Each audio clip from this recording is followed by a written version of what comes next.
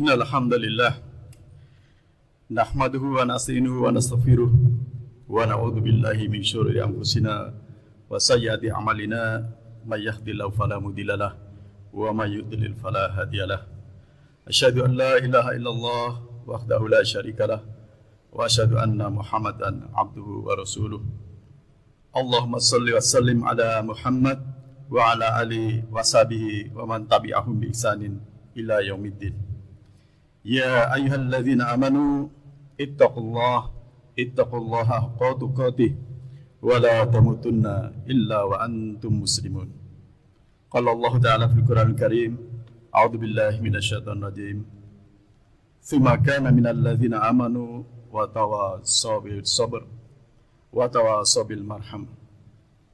Ulaika ashabul maimanah. Walladzina kafaru bi ayatina hum ashabul masy'amah alaihim narun muqsadah. Shadaqallahul adzim. Jamaah sidang Jumat yang dirahmati Allah Subhanahu wa taala. Marilah kita senantiasa bertakwa kepada Allah Subhanahu wa taala dalam arti yang sebenar-benarnya, bukan hanya ucapan, melainkan keyakinan yang diwujudkan dalam perkataan dan perbuatan, dengan senantiasa menjalankan semua perintah Allah Subhanahu wa taala dan menjauhi segala larangannya dalam segala kondisi.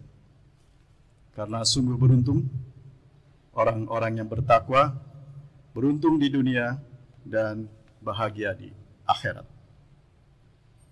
Jamaah sidang Jumat rahimakumullah, Al-Quran membedakan manusia dengan perilakunya ke dalam dua golongan. Disebutkan dalam Al-Quran golongan kanan dan golongan kiri. Golongan kanan atau yang disebut dengan ashab al-maimanah adalah kelompok orang-orang yang beriman, yang senantiasa saling berpesan untuk bersabar dan saling berpesan untuk berkasih sayang. Lawannya adalah golongan kiri, ashab al-masy'amah. Jadi secara konsisten Al-Quran menjelaskan perbedaan perilaku dan balasan bagi kedua golongan tersebut. Sebagaimana tadi dibacakan dalam surat Al-Balad ayat 17-20. Tsumma kana minal ladzina amanu wa tawassaw bis sabr wa tawassaw bil marhamah. Ulaika ashabul maimanah. Kemudian dia termasuk orang-orang yang beriman dan saling berpesan untuk bersabar dan saling berpesan untuk berkasih sayang. Ulaika ashabul maimanah. Mereka orang-orang yang beriman dan saling berpesan itu adalah golongan kanan. Walladzina kafaru bi ayatina hum ashabul masy'amah. Dan orang-orang yang kafir kepada ayat-ayat kami, mereka itu adalah golongan kiri. Alaihim narum muqsadah. Mereka berada dalam neraka yang ditutup rapat. Jamaah sidang Jumat rahimakumullah, golongan kanan adalah manusia yang memilih jalan hidup yang terjal dan mendaki atau al-aqabah, yaitu mereka yang membebaskan manusia dari perbudakan, menyediakan makanan pada saat paceklik, menyantuni anak yatim, memberi makan orang miskin, dan komitmen untuk menyerukan kesabaran serta kasih sayang, sebagaimana di dalam surat Al-Balad tadi. Secara implisit, mereka yang tidak berperilaku sebagaimana golongan kanan adalah golongan kiri. Tentu kita berharap kita semua termasuk pada golongan kanan, golongan orang-orang yang beriman, meskipun dihadapkan pada tantangan yang tidak mudah. Golongan kanan yang dikategorikan sebagai orang yang beriman, lebih rinci dijelaskan pada ayat yang sebelumnya di dalam surat yang sama, Al-Balad, yang artinya,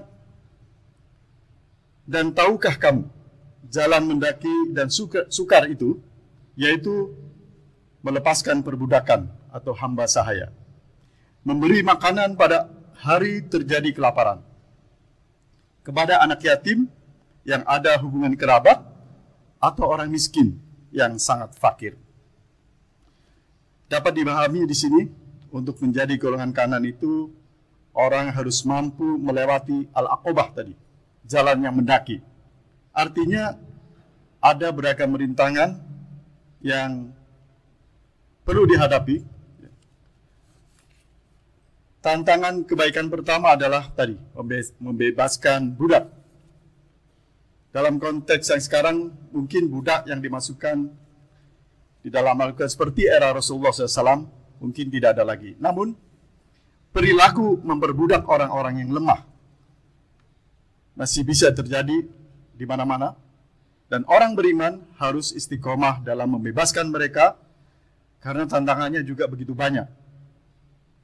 Dalam perspektif yang lebih luas, orang beriman senantiasa mendukung dihapuskannya perilaku perbudakan tadi, dan juga dihapuskannya penjajahan di muka bumi, sebagaimana juga semangat pembukaan Undang-Undang Dasar 1945, bahwa penjajahan di atas dunia harus dihapuskan, karena tidak sesuai dengan peri kemanusiaan dan peri keadilan. Yang kedua, tantangan orang beriman adalah memberi makanan pada saat terjadi kelaparan. Mengapa disebut tantangan? Sebab orang beriman akan diuji dengan kekayaannya. Apakah kekayaannya itu akan membuatnya lupa diri dan tidak empati pada orang-orang yang susah di sekitarnya? Ataukah kekayaan itu dimanfaatkan untuk membantu mereka yang kesulitan? Dalam perspektif yang lebih luas, orang beriman harus berusaha untuk menyediakan pangan yang cukup bagi masyarakat di negerinya, bahkan bagi penduduk dunia, dan ini relevan dengan IPB University sebagai perguruan tinggi yang memiliki reputasi dunia dalam bidang pertanian dan kehutanan.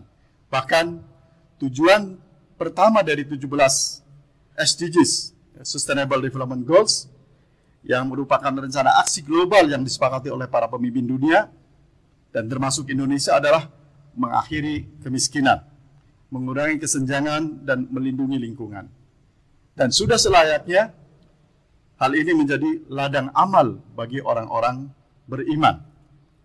Adapun tantangan yang ketiga adalah memberi makan anak yatim. Ada banyak orang yang menyia-nyiakan anak yatim, mungkin karena tergiur dengan hartanya, kemudian dia menyia-nyiakan, dan ini menjadi jalan mendaki yang harus dilalui orang yang beriman. Jangan sampai karena pengaruh hawa nafsu itu, kemudian kita menghardik anak yatim, dan ini disebut dalam Al-Quran sebagai pendusta agama. Ara'aital ladzi yukadzibu biddin, fadzalikal ladzi yad'ul yatim wa la yahuddu 'ala ta'amil miskin. Tahukah kamu orang yang mendustakan agama? Maka itulah orang yang menghardik anak yatim dan tidak mendorong memberi makan orang miskin. Tentu kita tidak ingin digolongkan sebagai orang yang mendustakan agama. Dan yang keempat, tantangan yang harus dilewati untuk masuk pada golongan kanan adalah memberi makan pada orang miskin yang fakir.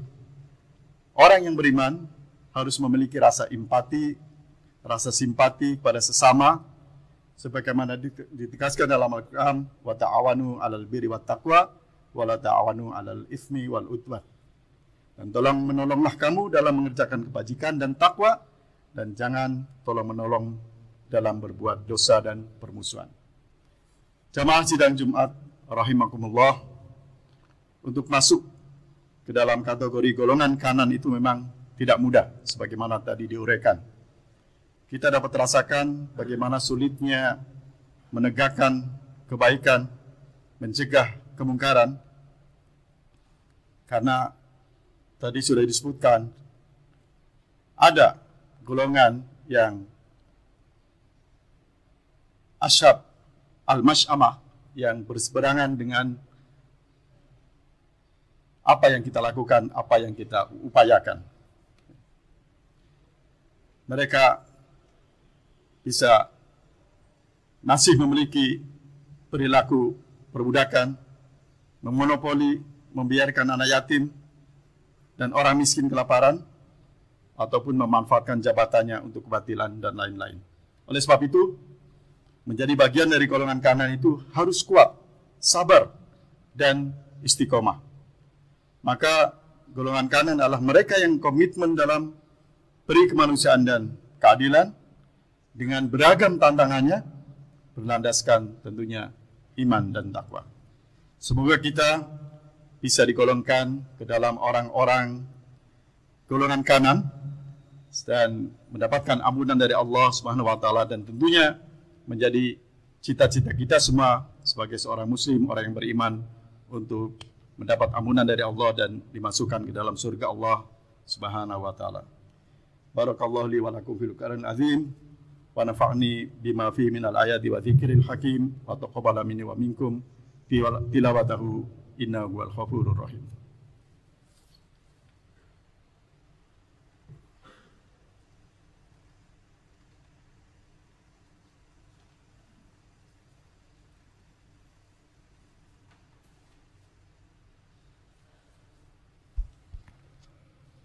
Alhamdulillah. Alhamdulillahilladzi hadana li hada wa ma kunna linahtadiya laula an hadana Allah. Asyhadu an la ilaha illallah wahdahu la syarikalah wa asyhadu anna Muhammadan abduhu wa rasuluh. Allahumma shalli wa sallam wa barik ala sayyidina Muhammad wa ala ali sayyidina Muhammad. Amma ba'd. Fa ya ayyuhal hadirun ittaqullaha haqqa tuqatih wa la tamutunna illa wa antum muslimun.